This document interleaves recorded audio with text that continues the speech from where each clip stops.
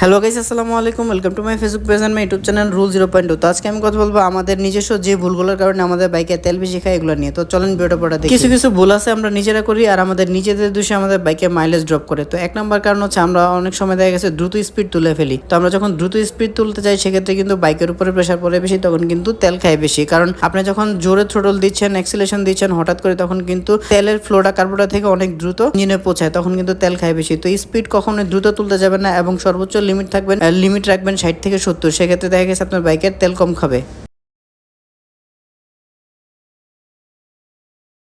দুই নম্বর কারণ হচ্ছে আমরা দেখা গেছে তিনজন নিয়ে বা অতিরিক্ত লোড নিয়ে বাইক চালাই, সেক্ষেত্রে কিন্তু আমাদের বাইকের মাইলেজ ড্রপ করবে এবং তেল বেশি খাবে। তো সবসময় চেষ্টা করবেন দুইজনের বেশি বাইকে না চড়ানোর জন্য। তো আপনি এবং পিছনে একজন পিলিয়ন, এর বেশি নিবেন না। তিনজন নিলে বাইকে কিন্তু ইঞ্জিনেও যেমন সমস্যা হবে আস্তে আস্তে, সেক্ষেত্রে মাইলেজটাও কম দিবে।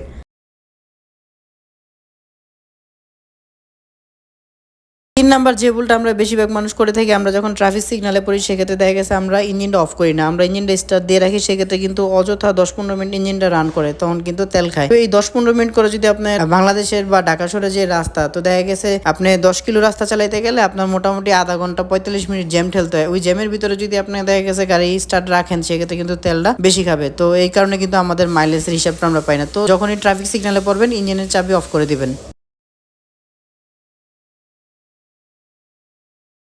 4 নাম্বার হচ্ছে আমরা অনেকেরই বদ অভ্যাস রয়েছে যে আমরা গাড়ি ঘন ঘন ব্রেক করি, কোনো কারণ ছাড়াই শুধু শুধু ব্রেকে হাত দিয়ে রাখি, ব্রেকে পাড়া দেই, হাতের ব্রেকে পাড়া দেয়, পায়ের ব্রেকে পাড়া দেয়। তো এই ঘন ঘন গাড়ি ব্রেক করলে কিন্তু বাইকের তেল বেশি খাবে। তো এই জিনিসটা খেয়াল রাখবেন, অযথা ঘন ঘন ব্রেক করার দরকার নেই। যখন প্রয়োজন তখনই শুধু ব্রেক করবেন, আদারওয়াইজ অ্যাক্সিলারেশনের মাধ্যমে গাড়িটাকে স্লো এবং ফাস্ট করবেন।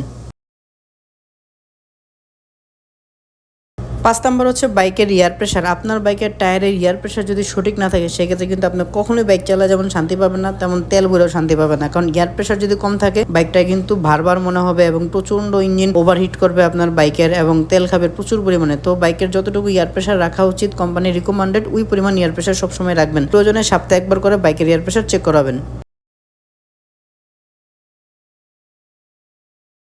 6 নাম্বার হচ্ছে আপনার বাইকের স্পার্ক প্লাগ এবং এয়ার ফিল্টার, এই দুইটা জিনিস সবসময় নিট অ্যান্ড ক্লিন রাখবেন। তো এয়ার ফিল্টার যদি জ্যাম থাকে সেক্ষেত্রে কিন্তু বাতাসের ফ্লোটা ঠিকমতো বের হতে পারবে না এবং ময়লা হয়ে থাকলে কিন্তু দম বন্ধ হয়ে থাকবে, তখন কিন্তু আপনার বাইকের ইঞ্জিন ওভারহিট হবে এবং তেল খাবে প্রচুর পরিমাণে। আর যদি আপনার স্পার্ক প্লাগ শর্ট হয়ে থাকে কিংবা স্পার্ক প্লাগের যে নির্দিষ্ট গ্যাপ থাকা উচিত ওই মাথায়, ওই গ্যাপ যদি সঠিক না থাকে সেক্ষেত্রে কিন্তু তেল খাবে বেশি। তো এই জিনিসটা সার্ভিসে যখন আসবেন অবশ্যই চেক করবেন। 7 নাম্বার হচ্ছে বাইকের টেপিটের মাপ অবশ্যই কোম্পানি রিকমেন্ডেড যেটা রাখা উচিত ওই অবস্থায় রাখবেন। টেপিটের মাপ যদি আপনি কম বা বেশি দেন সেক্ষেত্রে কিন্তু গাড়ির ইঞ্জিন স্টার্ট বন্ধ হয়ে যাবে, অতিরিক্ত হিট হবে এবং কম্প্রেসার ডাউন হবে। আর টেবিল কখনোই লুজ রাখা যাবে না, টেবিল লুজ লাগলে কিন্তু প্রচুর পরিমাণে তেল খাবে।